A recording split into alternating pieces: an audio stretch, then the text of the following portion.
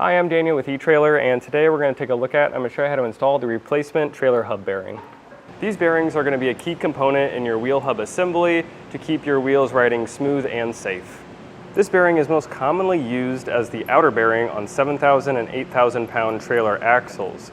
So if you got an RV, a big utility trailer, a toy hauler, then odds are this is going to be the size you're going to need. If you want to make sure that this is going to be the right bearing for you, then there's a serial number right on top, and that will be an indicator that this is going to be the right one for your spindle. You can also measure the diameter of your spindle where this is going to sit, and this is designed for 1.25 inch diameter. If you have any questions about what bearing you're going to need for your setup, then please feel free to reach out to us at etrailer. Now, we just did a complete overhaul on hydraulic disc brakes, and we used this bearing in it. So follow along and I'll show you how we got this set up.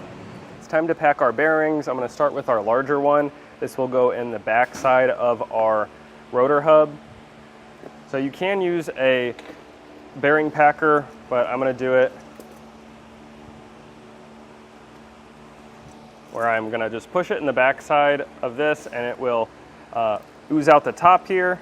Just put some in my palm, pushing firmly down until I see it oozing out the top there, and I'm just going to rotate it until the whole thing is packed full of grease.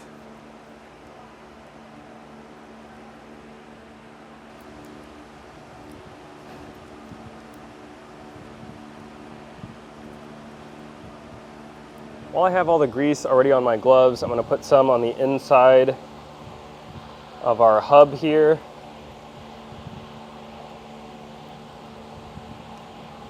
And I'll put some on our spindle.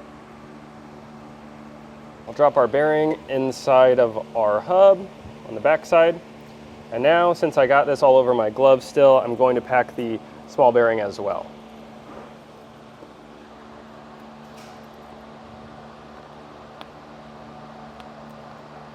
I will put our grease seal right in the middle here.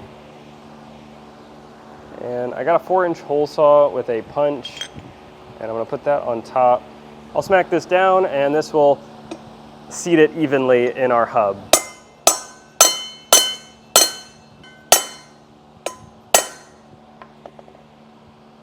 You want this outer part to be flush, and this rubber ring can be sticking up a little bit. That's what you want. Now I'll take the hub and slide it onto our spindle. And I'm going to look back there and make sure it's all the way seated to the back. Push the small bearing in place. Take our washer, make sure you line up the flat part so that goes on properly. And then I will tighten on our nut.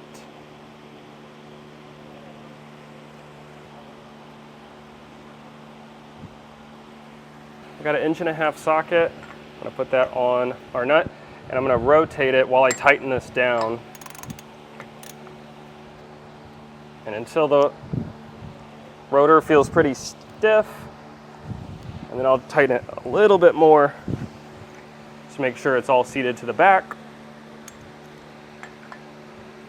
Now I will back it off and hand tighten it back down.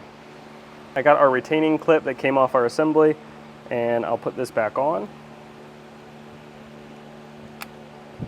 Now if that doesn't clip right on, you can back off that nut just slightly to get this to seat. One of these arms will go on the point of the nut, and one of them will go on the flat side. Before I grease it the rest of the way and put the cap on, I'm going to put our tire back on. I'll get this secured just with 2 lug nuts on either side.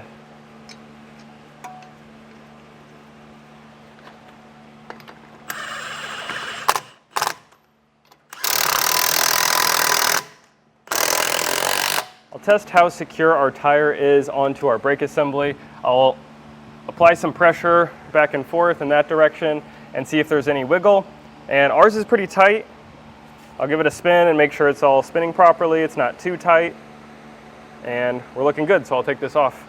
I'll use a grease gun, put it in our fitting up front, and pump some grease into our system.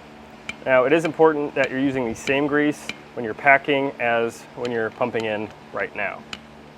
You're not wanting to mix different greases.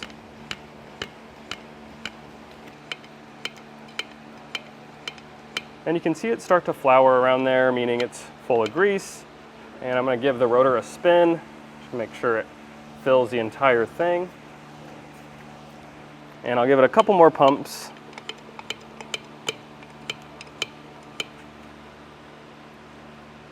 And now we can put the cap on. We'll take the grease cap, and I have this yellow rubber grommet, and I'm going to just put this in the center here. And you can take this out to access the spot you can fill your assembly up with more grease. Now I will put this in place.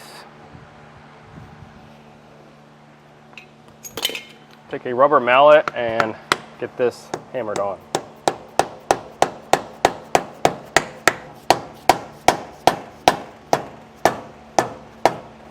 Once you've bled the brakes and there's no air in the lines and you've determined there is no leaks, we can now tidy everything up and get our wheels back on and torque down.